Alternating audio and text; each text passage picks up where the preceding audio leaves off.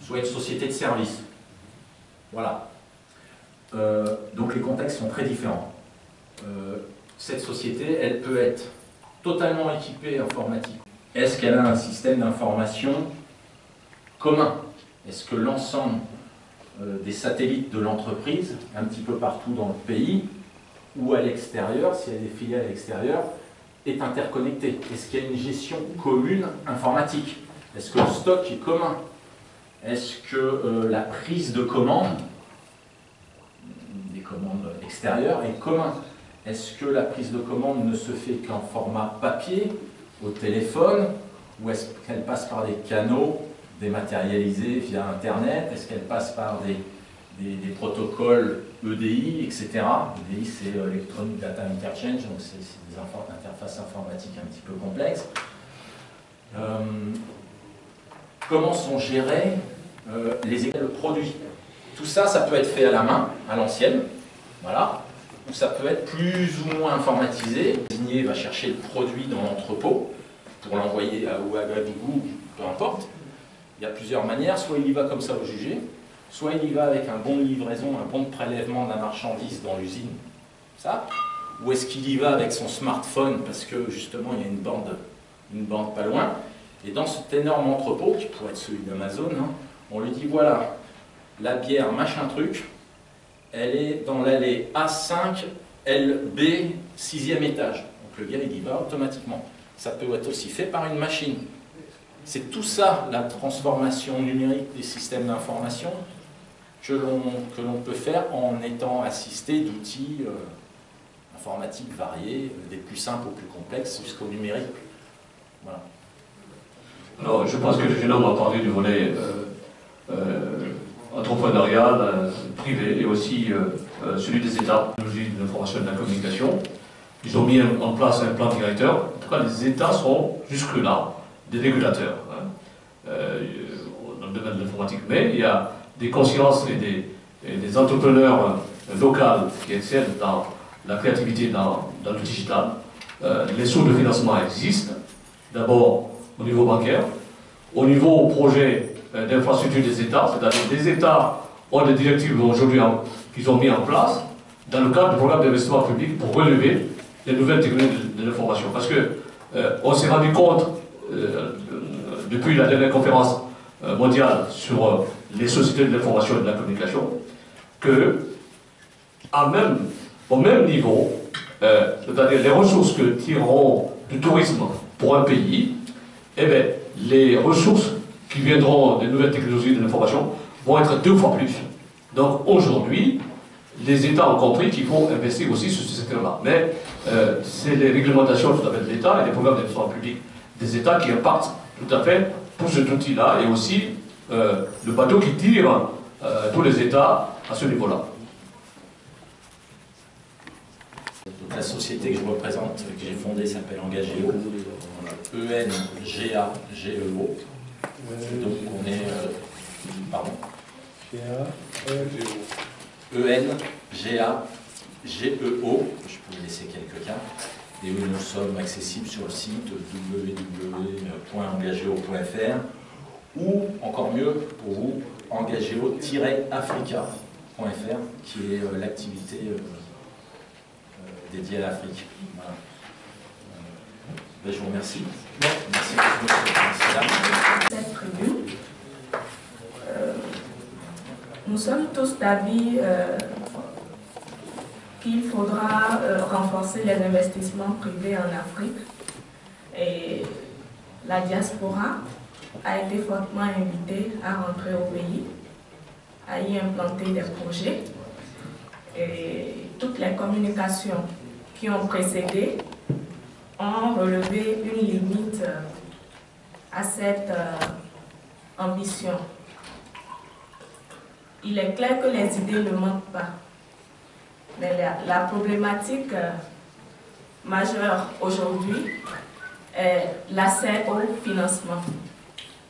Et il est revenu dans chacune des communications que les PME ont difficilement accès au financement en raison d'un manque de garantie solide, confortable à proposer aux banques.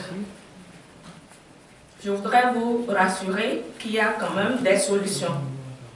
Et parmi ces solutions figure le Fonds de solidarité africain, qui est un outil mis en place par différents États membres des États africains, qui sont au nombre de 14 aujourd'hui. Le Fonds de solidarité africain est créé en 1976 et sa mission est d'œuvrer au développement économique des États membres. À cet effet, le fonds utilise différents mécanismes pour appuyer les PME et PMI à mobiliser des ressources au niveau des banques. Parmi ces mécanismes figure prioritairement la garantie financière. Et cette garantie financière est une garantie de partage de risque avec la banque ou les banques qui acceptent d'accompagner toute entreprise qui désire réaliser des investissements dans l'un des États membres du FSA. Le mécanisme est en place, la procédure de saisine du FSA. Bon, je vous donne tout à l'heure l'adresse du site, mais c'est la banque qui accepte le risque, qui saisit le FSA pour le partage de ce risque. Et le FSA est en mesure de partager ce risque jusqu'à hauteur de 80% du montant du prêt en principal.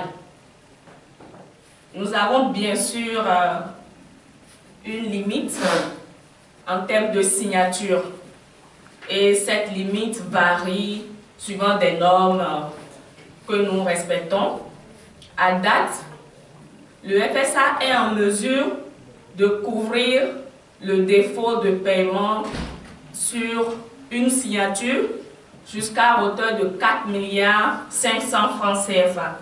Et bientôt, d'ici le 31 décembre 2016, nous estimons que ce montant passera à 5 milliards par signature.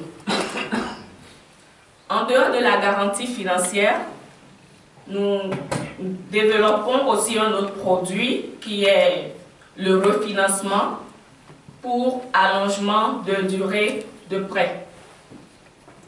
Et tel que vous l'avez certainement compris, c'est une intervention qui permet d'allonger la durée d'un prêt. Je vais prendre un petit exemple. Un promoteur X qui souhaite un prêt de 10 millions sur 10 ans. Et la banque n'est pas en mesure d'aller à 10 ans. Elle accepte le crédit, mais sur 7 ans. Le FSA peut participer à une telle opération. La banque saisit le FSA et lui pose le problème, les limites, les contraintes qu'elle a à ne pas pouvoir aller sur 10 ans avec les informations financières dont elle dispose.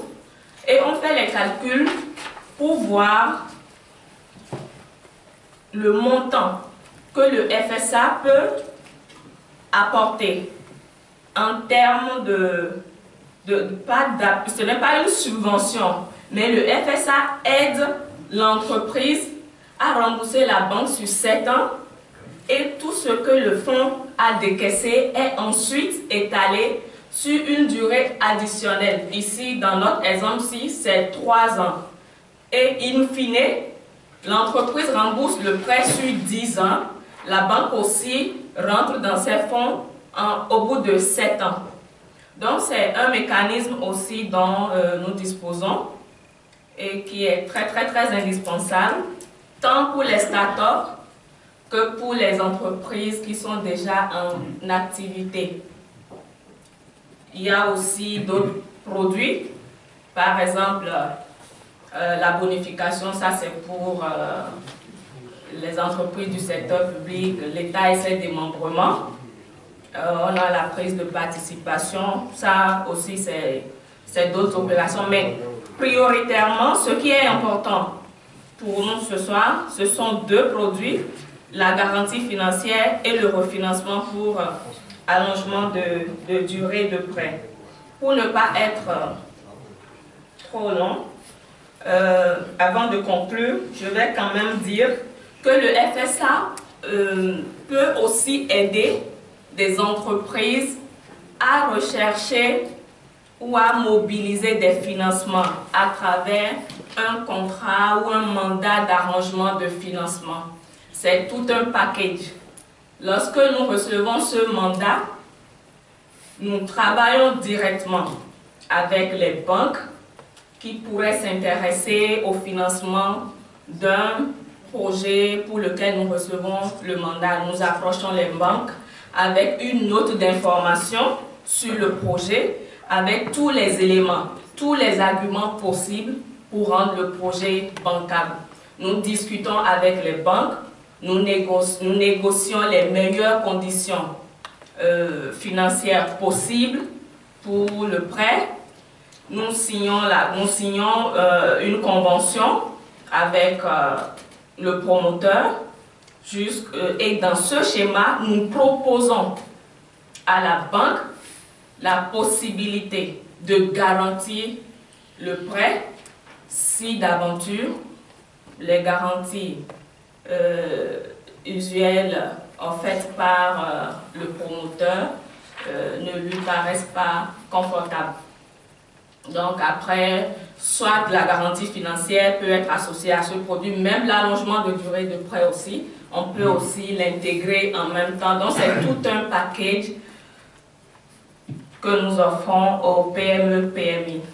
Donc c'est avec beaucoup de plaisir que le FSA va travailler avec vous. Nous souhaitons vraiment voir avec le président du CIMA dans quelle mesure établir une collaboration et voir si le FSA peut devenir le fonds de garantie des entreprises qui passent par le CIMA. Je vous remercie. J'aimerais ajouter un contrat qui serait convenu entre nous. Je rappelle que nous sommes une institution financière d'un capital de 150 milliards de francs CFA et je ne pense pas que cela puisse nous gêner de gérer un fonds d'investissement. Celui de ce matin dont on nous a parlé, je crois que c'est progressivement sur 5 ans, ça va être 50 millions d'euros. Donc nous n'aurons aucune difficulté pour gérer cela. Deuxième information, c'est que nous-mêmes, si nous avons suffisamment de connaissances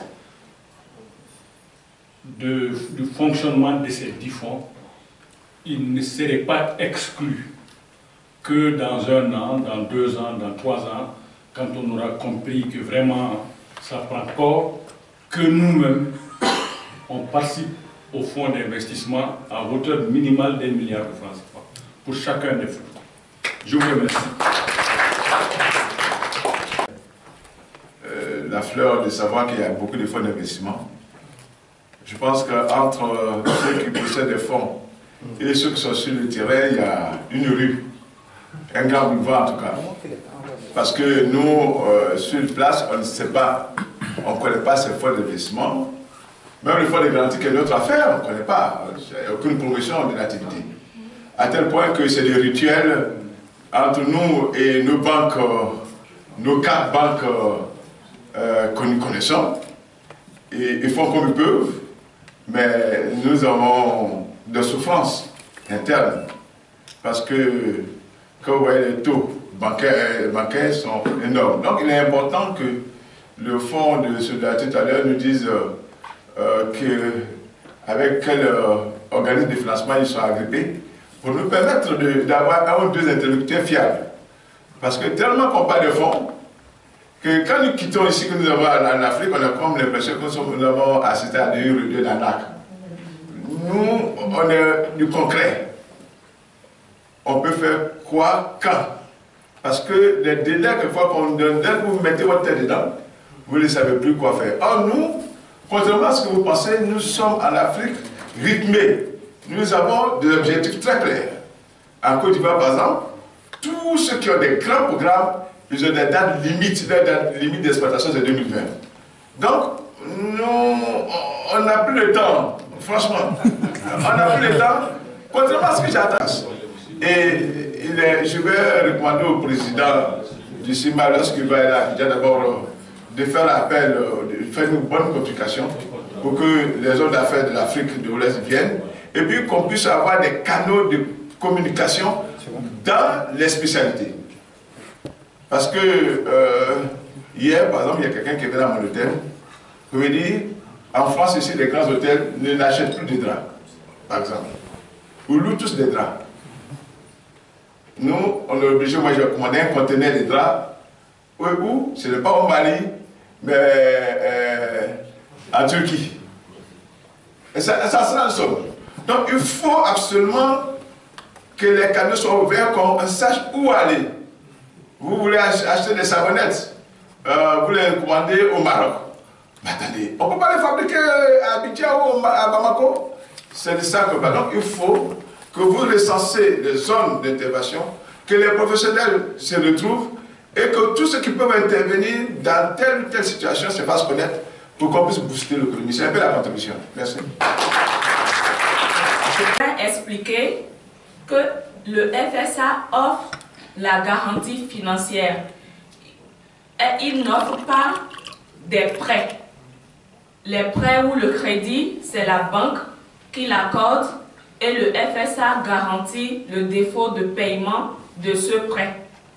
Donc la rémunération du FSA comporte est à deux niveaux. Nous avons une commission, nous percevons des commissions. Il y a la commission d'engagement qui représente les frais de dossier dans les banques. C'est similaire, c'est la même chose. Et il y a la commission de garantie qui est dégressive et est perçue périodiquement sur l'encours du prêt. Pour ce qui est de la commission d'engagement, le taux varie de 1,5 à 2,5% l'an. C'est un, flat, excusez-moi, c'est un taux flat qui est perçu une seule fois. La commission d'engagement. Maintenant, pour la commission d'aval, elle est de 1,5 à 2,5%. Pour la commission d'engagement, c'est 1,5%. Ce n'est pas une fourchette, 1,5%. C'est l'autre qui est 1,5 à 2,5%. Et elle est perçue sur l'encours de la garantie, l'encours successif de la garantie, qui est fonction de l'encours du prêt. Et il s'agit d'une commission annuelle également. Ça veut dire quoi? Si à l'origine, le prêt est de 10 millions, à l'issue ou bien au cours de la première période ou en début de période, le FSA va percevoir 1,5 ou 2% ou 2,5% de 10 millions fois la quotité garantie, puisque le FSA ne garantit pas le prêt à 100%, fois la quotité garantie, maintenant divisé par, ramené à la périodicité. Et cette périodicité est souvent trimestrielle, ça peut être semestriel. Juste pour expliquer que cette commission est annuelle. Quand on dit 1,5% ou 2,5%, c'est pour un an. Mais si on doit la percevoir périodiquement, nous ramenons le montant à la périodicité. Vous avez compris, madame? Voilà. Vous avez compris? Maintenant. Non, non, si vous avez compris. Maintenant, pour ce qui est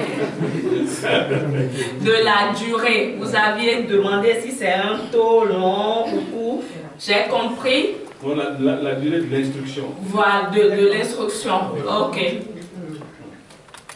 Nous avons un objectif aujourd'hui, c'est de tout faire pour instruire et mettre en place la garantie au bout d'une durée maximum de 45 jours. C'est ce que nous sommes fixés comme objectif. Et nous faisons en sorte que le délai soit même plus court. Et pour cela, il y a eu des niveaux de délégation qui ont été mis en place pour éviter que tout dossier passe devant le conseil d'administration. Aujourd'hui, tout dossier dont le montant de la garantie est dans une limite de 500 millions se trouve dans la délégation du directeur général. Et pour un tel dossier, en une semaine, l'instruction est faite. Une semaine encore pour échanger sur la convention, parce que lorsque nous élaborons le projet de convention, nous échangeons avec les partenaires, la banque et l'emprunteur, parce que c'est une convention tripartite. Donc nous convenons des clauses, des dispositions de la convention avant de passer à la signature. Donc pour ce genre de dossier, en 3 semaines ou 15 jours maxi, si toutes les parties jouent leur rôle correctement, un tel dossier est bouclé. Maintenant, un dossier qui doit passer au niveau supérieur, au niveau du conseil d'administration, il y a un comité supérieur d'intervention qui se réunit pour limiter le délai, puisque le conseil d'administration se réunit tous les 6 mois. Ce comité peut se réunir tous les mois si nous avons des requêtes. Donc, la problématique de délai ne se pose plus tellement, mais on s'est fixé un délai maximum de 45 jours.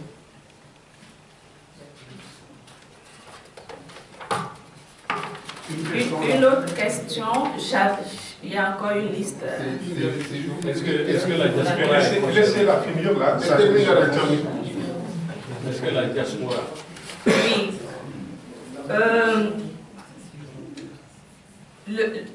L'offre que nous vous présentons actuellement n'est pas destinée à la diaspora uniquement. Elle est destinée à tous les investisseurs. Quelqu'un a parlé tout à l'heure de la promotion. Le FSA existe, mais on n'en sait rien, on n'en a jamais entendu parler. C'est pour ça que nous sommes venus.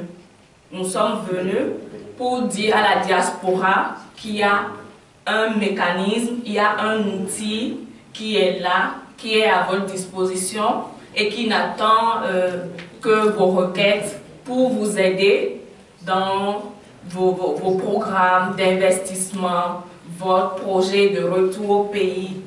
Nous sommes à votre disposition. Donc ce n'est pas un produit destiné uniquement à la diaspora, mais ce soir, nous sommes là ou ce jour et demain, nous sommes là pour la diaspora. Nous sommes à votre disposition pour toutes sortes de précisions que vous auriez souhaitées.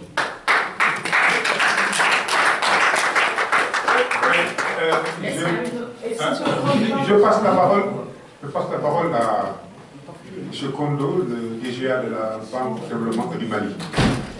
Voilà. C'est une question.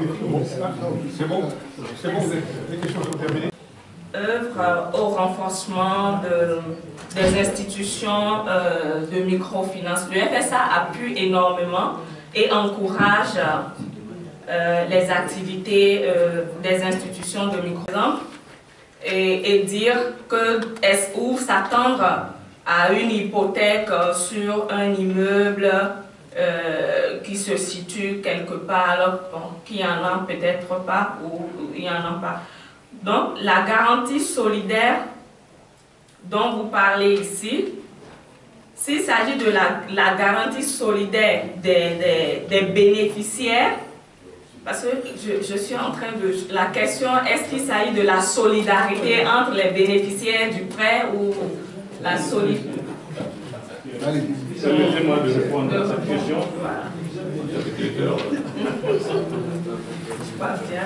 Cette question est un peu compliquée.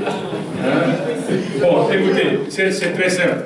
Pour les institutions de microfinance, au lieu d'intervenir en faveur de la vendeuse de tomates ou du boucher du coin qui bénéficie des microcrédits, nous donnons les moyens financiers à une institution de microfinance pour pouvoir faire du crédit à ses clients. C'est ce que nous faisons. D'accord? Donc, pour la question relative à la vendeuse de tomates, on n'intervient pas directement en faveur de la vendeuse de tomates, mais par le truchement de l'institution de microfinance. Pour notre compatriote du Congo, oui. Non, non, non. Pour l'institution de microfinance, vous savez, les institutions de microfinance n'ont pas forcément de la liquidité pour distribuer du microcrédit. Elles vont voir une grande banque. Aujourd'hui, nous avons dans notre portefeuille 2 requêtes qui nous ont été transmises par 2 banques. Chaque banque veut mettre en relation, veut mettre 1,5 milliard à la disposition d'une institution de microfinance, mais a besoin de notre garantie. Nous allons garantir 80% de 1,5 milliard 2 fois pour que ces institutions de microfinance aient ce 1,5 milliard pour pouvoir faire du microcrédit en faveur des bouchers, des vendeuses d'arachides, etc., etc. Voilà. D'accord? Pour ce qui concerne les interventions dans le tourisme, nous faisons cela. Nous intervenons dans beaucoup de fois d'ailleurs dans les réceptifs hôteliers, la construction des hôtels. Bon, mais pour le moment, le Congo n'est pas membre du Fonds de solidarité africain. Je suis en train de prendre une initiative politique pour aller voir les hautes autorités du Congo à l'effet qu'au finish, le Congo puisse être membre du Fonds de solidarité africain. Quand ça serait le cas, votre projet sera examiné avec bienveillance. Merci. Un peu sommairement, la façon dont ça se passe avec les fonds de garantie. Les fonds de garantie, on les garantit du fonds. Lorsque moi, en tant que banquier, je reçois un dossier d'un client, je prends la décision au niveau de mes différentes instances de le financer et que je veux soumettre le dossier à la garantie du fonds. D'abord, mon client, il faudrait que je lui explique en quoi ça consiste, s'il est d'accord. Puisque, comme elle a dit tantôt, elle l'a expliqué, il y a des commissions, il y a des frais. Donc, je me mets d'accord avec le client. Voilà, moi, je vous fais 1 milliard. Sur le milliard, le fonds de garantie peut me garantir à hauteur de 50%, 80%, ça dépend. Donc, voilà les commissions que vous serez amenés à payer en plus de mes intérêts ou de mes commissions. C'est moi, en accord avec le client, je saisis le fonds de garantie du dossier, je le soumets le dossier. Le fonds de garantie également l'examine au niveau de ses instances. Elle a expliqué tantôt, il y a différentes instances. Jusqu'à un certain montant, c'est le pouvoir de la direction générale. Au-delà, c'est le comité interne au fonds. Au-delà, c'est le comité supérieur de crédit, comme on l'appelle. Comme les appellations diffèrent selon les fonds.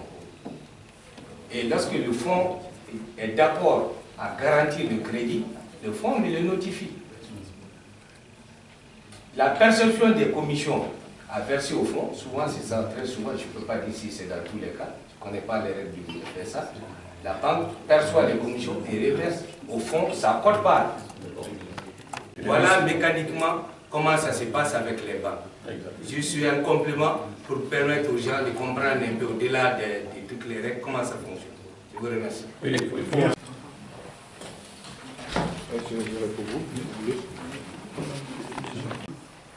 Et toute l'équipe de l'organisation du Conseil international des managers africains, au nom de Diamant Funding.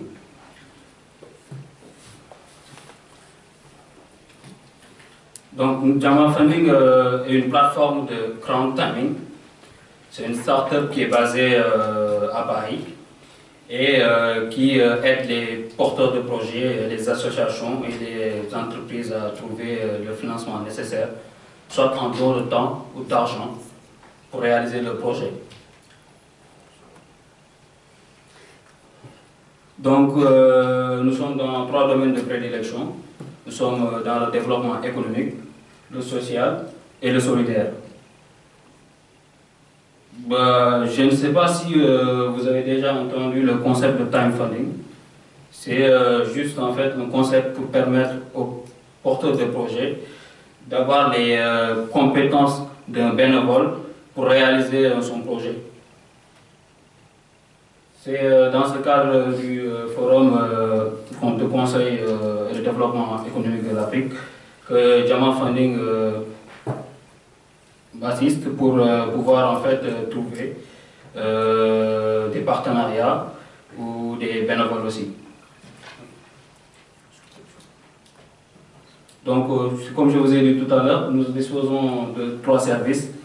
Je vais me répéter encore, c'est un service de crowdfunding.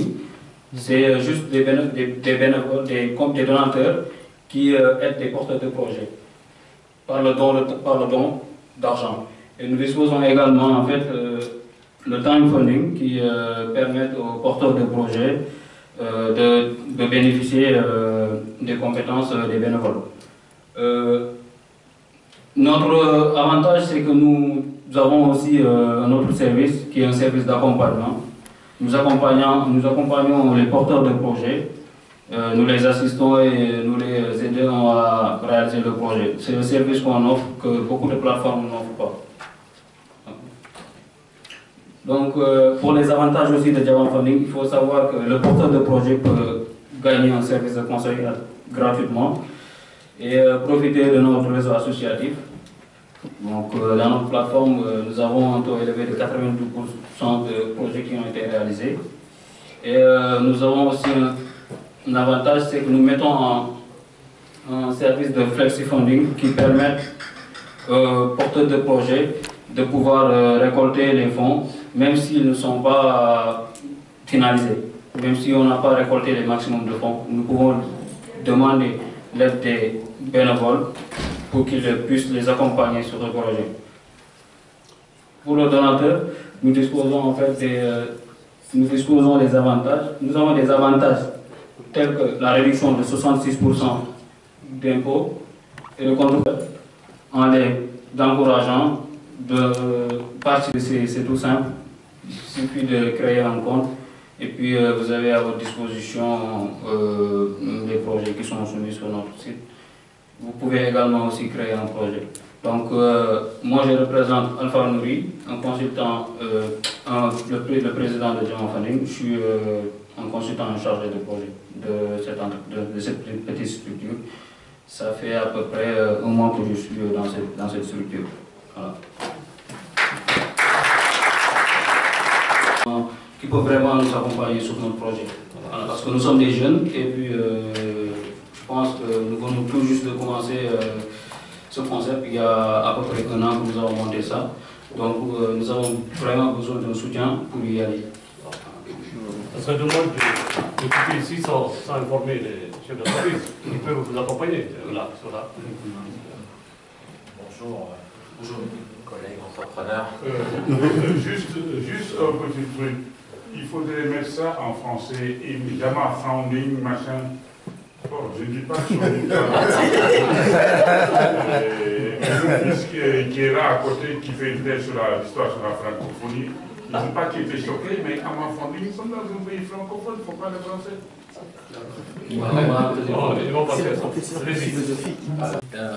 Deuxième point, c'est la question, c'est qu'est-ce qui motive le donateur, parce qu'il est la pierre angulaire du fonctionnement du système que vous mettez en place. Au-delà des 70-66% de réduction d'impôts qui s'appliquent peut-être uniquement sur le territoire national français, peut-être pas dans d'autres pays. Alors, j'ai eu la chance d'être de la première promotion du système LMD dans une école que la plupart d'entre vous connaissent, le CESAC, Centre africain d'études supérieures en gestion, qui a eu le 22 national. J'ai décidé de changer de cap et de doser l'international, de venir faire l'International Business Development, associé à un master en entrepreneuriat, microfinance et développement. Et parallèlement aussi, j'ai été fondateur de la Jeune Chambre internationale universitaire du CESAC, qui est le premier réseau mondial de jeunes citoyens actifs qui se trouve dans plus de 120 pays dans le monde. Donc, à travers ces 3 structures, j'ai pu construire mon réseau au niveau continental et international. Et car je suis convaincu aujourd'hui, certes, nous voulons tous retourner en Afrique, mais l'enjeu est global. Et dans un contexte de mondialisation, il ne serait pas judicieux de mettre tous ses œufs dans le même panier. Et je suis venu en France en 2012, et à la fin de mon cursus et des expériences professionnelles associées, j'ai créé ma boîte qui s'appelle Business Carrefour, créateur d'opportunités d'affaires, qui dans sa première phase accompagne les entreprises et les particuliers à l'international. En outre, je vais créer le back-office des entreprises africaines et françaises pour un business à l'international. Ceux qui n'osent pas, qui ont le réel potentiel, et toutes les entreprises qu'on est en train d'accompagner sur l'Afrique, ils doivent aussi se positionner à l'international. Et le titre m'est venu quand je suis allé au siège de l'Union européenne et j'ai vu d'énormes buildings. Et on me dit, voilà, c'est tous des lobbyistes, etc. Bon, j'ai dit donc, où sont les Africains dans le système du lobby? Et tout en connaissant que dans un contexte, tout à l'heure, le directeur général a parlé de quelque chose de très important. Et même en faisant mon stage, quand j'étais en Chine à ICBC, j'étais devant mon bureau et j'ai vu une liste de noms de pays.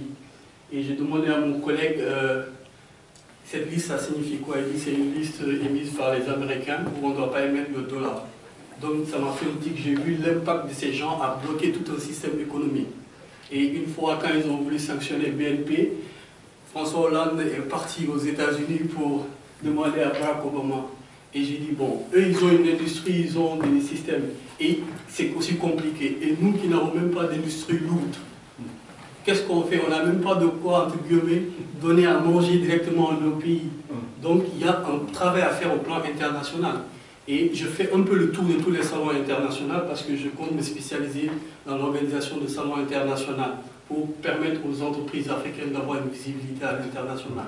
Et je participe à des salons Iran, Kazakhstan, et je suis le seul noir, et ça paraît bizarre, mais parce que ça entre dans le cadre de mon projet. Et donc, en résumé, c'est pour vous présenter un futur partenaire pour tous ces bailleurs de fonds, et je ne manquerai pas de vous contacter après pour les projets futurs. Maintenant, pour aller au vif du sujet, pourquoi Africa School? Bon, je suis une personne qui a appris dans le tas, le learning by doing. Et à travers mon constat dans les structures associatives au niveau local et international, j'ai senti un réel besoin de la diaspora et de l'Africain lambda même qui se trouve en Afrique. Et il y a comment dire, un désintéressement aussi d'un certain nombre de cadres qui ont un réel potentiel, qui ont une valeur ajoutée pour le continent, mais très souvent qui ne savent pas par où passer. Et il y a les dispositifs, etc. Mais comment faire pour qu'ils accèdent? Comment leur donner l'envie de retourner, de se projeter? Et au-delà de s'impliquer, comment accompagner les gens qui ont envie de faire quelque chose?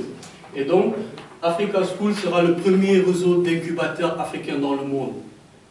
Ça veut dire que les personnes qui vont constituer l'organisation de l'Africa School sont les jeunes cadres africains à l'international particulièrement, les jeunes diplômés qui viennent toujours de sortir de l'université, les migrants et les amoureux de l'Afrique. Comment?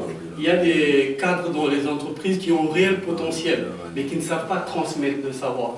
Et il y a les migrants qui ont des super projets, mais qui ont le manque de ne pas être dans une université ou de ne pas être né avec une cuillère d'or dans la bouche et autres. Et d'autres jeunes qui ont de réels potentiels.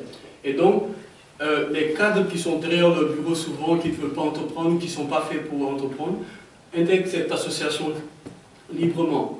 Et moi, avec les partenariats, avec le réseau d'incubateurs et de structures spécialisées dans la formation et le coaching, les aide à devenir des coachs, des formateurs, où ils interviendront dans le programme qui seront définis par Africa School pour des séminaires de formation dans les villes et pays cibles.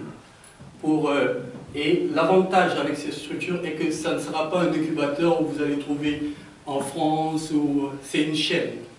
Nous avons pensé en supply chain. Ça veut dire qu'on te prend depuis ton pays d'accueil jusqu'à ton pays d'origine. Et la chaîne se crée jusqu'à même à l'accès du financement. Et donc, il n'y a pas de rupture dans la chaîne. Et à côté, ces personnes qui sont soit des investisseurs ou des jeunes cadres, ça leur donne aussi envie d'entreprendre quand ils voient un projet qui les parle. Donc, ça éveille la flamme de l'entrepreneur en eux. Et donc, ça a beaucoup d'effets positifs à côté. Et donc, parallèlement aussi, on a un réseau de formateurs, d'entrepreneurs, de crowdfunding qui existe, etc. C'est vraiment créer tout le dispositif en un. Et le faire à travers le monde. Et donc, aider les migrants et aussi s'ouvrir, entre guillemets, d'après un président que vous connaissez, enracinement, ouverture. Et donc, voilà un peu les activités. Organisation de sessions de formation pour les personnes ayant un projet de création d'entreprise économique et sociale. Donc, et les organisations de séminaires de formation pour les volontaires ayant des compétences avérées. Et donc, et ensuite, organisation de concours pour permettre aussi à certains de pouvoir se présenter devant les bailleurs de fonds et les faire adhérer à leur projet économique. Donc le plus-value pour les parties prenantes, c'est le renforcement de capacité des cadres et des diplômés africains pour venir en appui au programme de développement et des ONG en général. Parce que la plupart avant, comme je disais, on trouvait eux ou de nos papas qui sont dans les universités au milieu de milliers de blancs. Mais aujourd'hui, on a des milliers de jeunes dans les universités et qui bénéficient de dispositifs mis en place par les pays d'accueil. Et donc, ils commencent à entreprendre déjà dans les pays en question, ils bénéficient des incubateurs dans les universités. Ça fait une économie de coûts pour nos structures, parce que la demande est forte. Comme l'a dit tantôt le professeur, on n'a pas de chance, on doit y aller. Et donc, ça va nous permettre de se concentrer sur les personnes qui sont au niveau local, qui sont dans les vrais besoins et atténuer vraiment la demande. Et voilà, donc, et aussi la possibilité de bénéficier de financement. On ne fait pas que d'accompagner à la fin. À travers le réseau, vous pouvez même être présent devant un bailleur et qui a l'air un cadre qui a pu épargner. Et voilà, ça répond un peu à la question de la rétention de l'épargne pour financer les projets.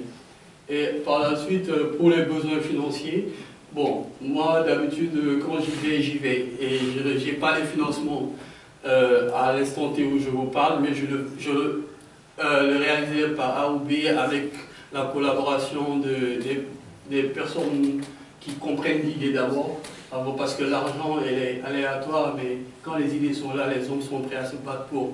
Et voilà, j'aurais besoin des charges locatives, on va prendre un permanent, parce que c'est des programmes, c'est pas comme les associations à l'africaine, à chaque fois on cotise, après on fait l'événement, on oublie. L'association va faire des événements, il va avoir des fonds pour pouvoir prendre des étudiants même à travailler à la fin et pouvoir les renvoyer dans les pays d'origine, continuer le travail, etc. Il n'y aura vraiment pas de rupture dans la chaîne. Les frais de déplacement des intervenants dans un premier temps, les charges salariales, l'assurance et les frais de communication pour faire connaître. C'est vraiment quelque chose de basique, ouvert à tout le monde. Si demain quelqu'un vient nous voir, qui veut le créer dans son pays, il respecte les normes définies par notre structure et on le suit avec le réseau et les partenaires. Les ressources, très simples, cotisation des membres, si on ne force personne, mais quand vous venez, il y a le minimum, c'est le rendez-vous du donner et du recevoir, et les subventions des structures et des bonnes volontés qui aimeraient humblement soutenir ce projet. Et les villes pilotes. Alors, les villes pilotes seront la France, le Sénégal et le Mali. Bon, certains me diront pourquoi ce choix. D'abord parce qu'en France, j'étais à Nancy à la base, donc j'ai pu créer un réseau de jeunes africains très solides et dynamiques. Donc c'est un soubassement pour moi de lancer à Nancy et aussi à Paris, plus précisément à Baconnet, où j'ai une forte concentration de familles migrantes donc pour la phase en France. Et le Sénégal, le Mali, parce que ma mère est malienne, mon père est sénégalais, donc je parle les deux langues, je suis africain dans l'âme, donc ces pays m'offrent aujourd'hui de par mon réseau et les connaissances de pouvoir, et de par les partenaires aussi, de pouvoir loger déjà ces structures dans ces deux pays. Les villes pilotes, voilà, j'ai anticipé dessus. diapositive, s'il vous plaît. Alors, je clôture en disant que, voilà, notre concept très simple. Vous avez commencé quelque chose, c'est à nous de le continuer, comme vous l'avez si bien dit. Mais il y a des changements à opérer. C'est nous qui devons être le changement. Et voilà, une activité parmi tant d'autres qui, je pense, peut apporter sa pierre à l'édifice. Et maintenant, nous espérons que les énergies positives et les visionnaires comprendront l'enjeu de ce projet et de ce programme, tout en vous parlant qu'il y a un programme à côté qui s'appelle École du leadership africain, qui est une opportunité pour nous les jeunes de rencontrer des personnalités comme vous qui ont des parcours et des expériences, qui devant dans un amphithéâtre, tant en Europe qu'en Afrique, se présenteront, exprimeront leur parcours et donneront leur définition du leadership africain. Le leadership, l'américain parle du leadership, etc. Mais quel est notre leadership à nous? Comment on le définit? Voilà. Et donc, tout ça, c'est des programmes à l'intérieur qui sont développés. Et je ne suis pas seul, je collabore aussi avec Sambasi et d'autres jeunes dynamiques pour réaliser ce projet pour notre communauté. Merci de votre attention. Je vais prendre encore, parce qu'on m'a posé la même question quand je suis allé à Bakonné, dans une banlieue parisienne. Je suis allé voir une association, je lui ai dit, je vais créer une association pour vous accompagner parce que j'ai les compétences et l'expérience qu'il faut. Et ce n'est pas maintenant que je l'ai commencé. Pour les personnes qui connaissent mon parcours, savent que je me suis toujours donné sans attendre rien à retour. Et j'ai pour valeur principale d'organiser les choses pour les générations futures. Et quand vous revenez en arrière par rapport à mes explications, je mets la structure avec les dispositifs qui vont avec pour les générations futures. Ça veut dire que... Voilà, nous comprenons très bien. Voilà. Et donc quand je ne cherche pas à trouver de l'argent en fait, c'est que quand je mets la chose, vous êtes membre et vous cotisez. Et sur la base de vos cotisations, vous avez droit de regard sur la gestion et les subventions. Et il y aura des personnes qu'on va payer en temps plein pour gérer les programmes. Même moi, si j'ai le titre de président, cela ne me donne aucun droit d'agir en quoi que ce soit sur des faux ou autres. Donc c'est vraiment une gestion collégiale en fait. Après, peut-être le réseau, on peut y gagner en tant que cadre, en tant qu'entrepreneur, en tant que structure de crowdfunding. Voilà. Merci. Voilà. Le dernier exposant. Le débat sur les jeunes a été très passionnant. Monsieur Tchapeta, vous pouvez libérer la place. Non, vous pouvez rester là. Moi, c'est bon. Je suis du barreau des Hauts-de-Seine, à Nanterre, et membre de l'association des conseils d'entreprise, avocats conseils d'entreprise, qui est une association qui considère que l'avocat est un partenaire incontournable, privilégié de l'entreprise. Et d'ailleurs, lui-même, l'avocat, il est comme un chef d'entreprise. Je voudrais, bien entendu, aborder très rapidement la question de l'OADA d'un point de vue juridique. Rejoindre ce concert de remerciements au président Si de m'avoir in extremis invité pour faire en sorte qu'il y ait quand même un regard concret des affaires, c'est-à-dire le droit. On ne peut pas ne pas, je dirais, évoquer ces problèmes de droit quand on parle des affaires.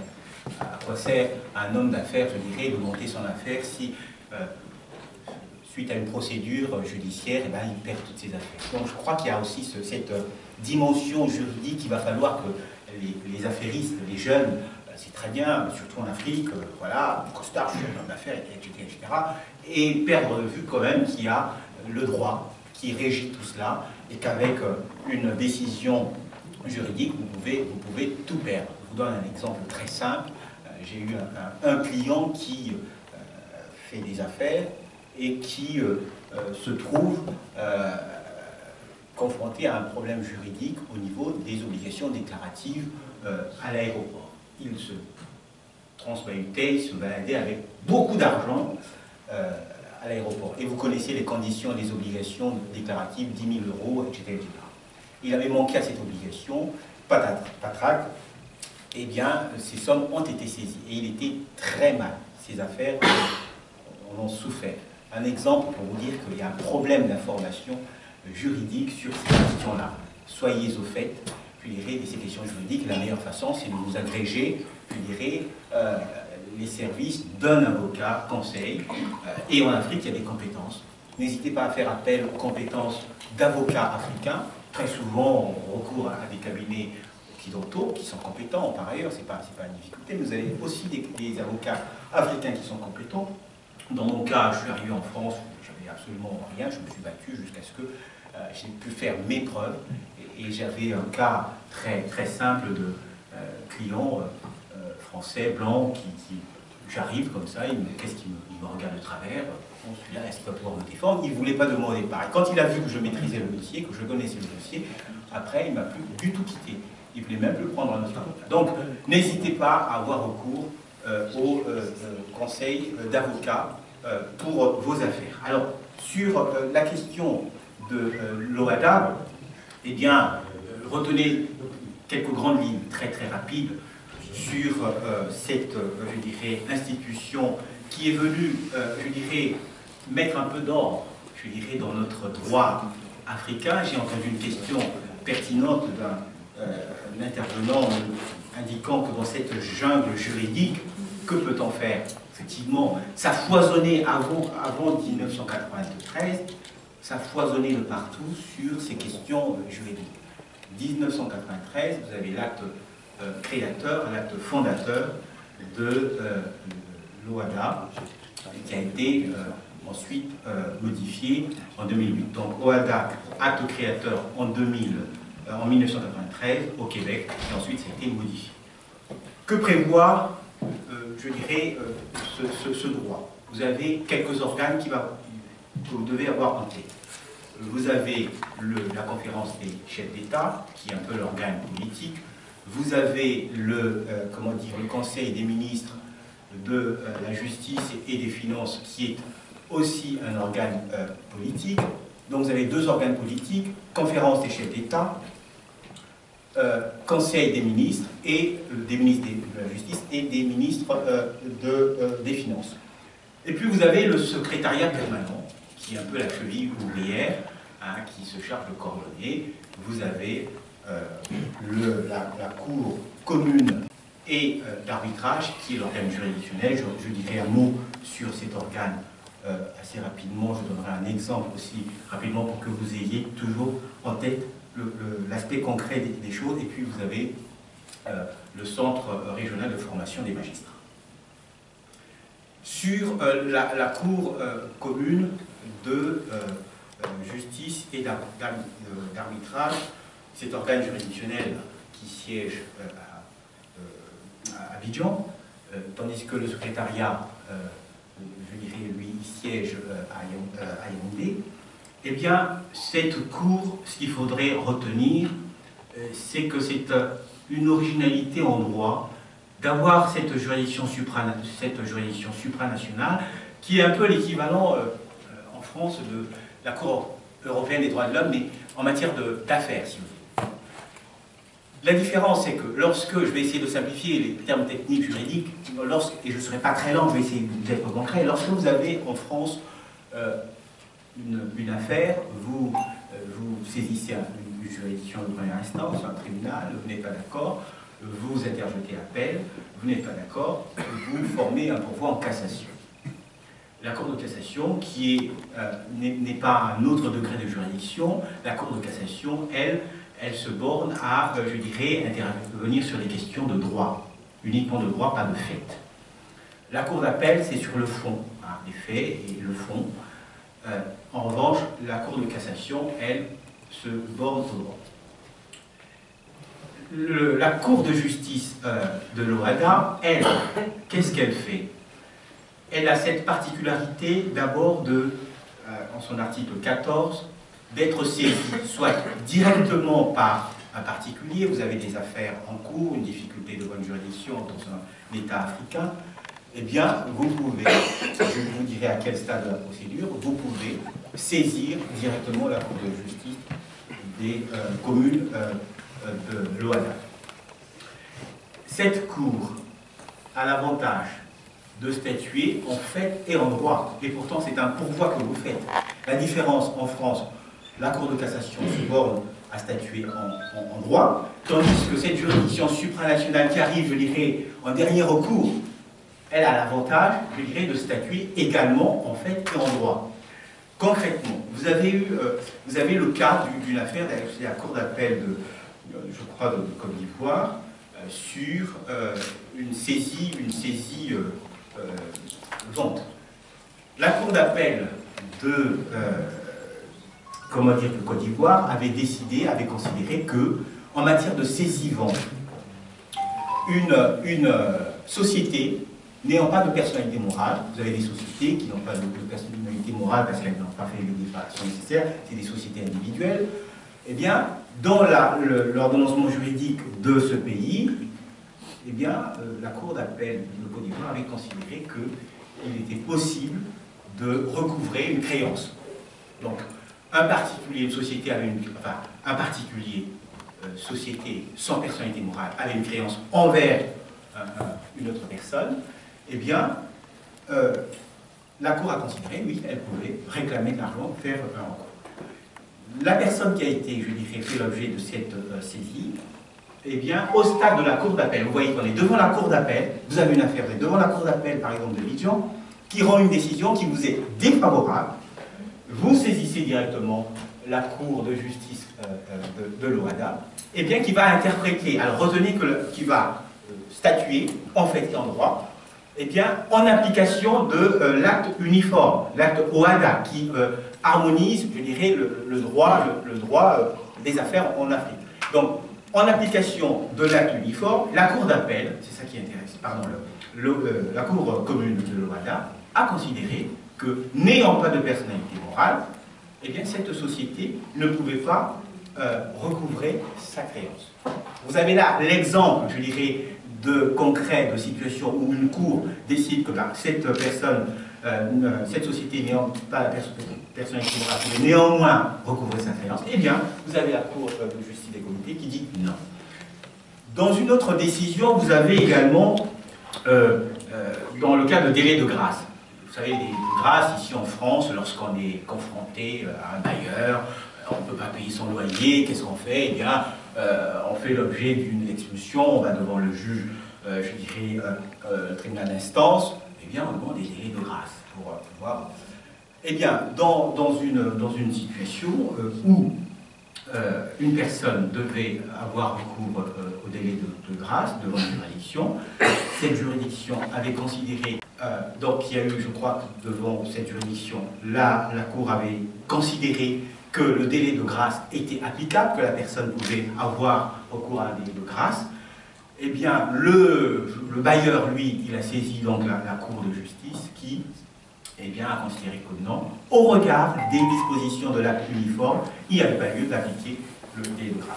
Voilà, je ne voudrais pas vous donner d'autres exemples, j'aurai l'occasion, je pense que ça peut faire l'objet d'une conférence, je vais rester avec le président Si, dans les différentes prochaines cérémonies, mettre même à votre disposition des codes OHADA, des formations continues, pour que vous soyez toujours au fait de ces questions-là.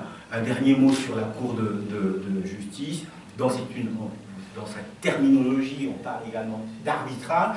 Alors c'est un peu trompeur parce que la Cour elle-même ne fait pas d'arbitrage, elle organise un arbitrage quelconque et qu'elle va homologuer d'une certaine manière ou faire ce qu'on appelle la procédure d'exéquature. La procédure d'exéquature, c'est une procédure qui consiste à transcrire une décision, je dirais, qui n'a pas valeur juridique, une décision ayant une valeur juridique. Vous voyez donc on est là dans un droit qui quand même permet de rassurer, de permettre une certaine sécurité juridique.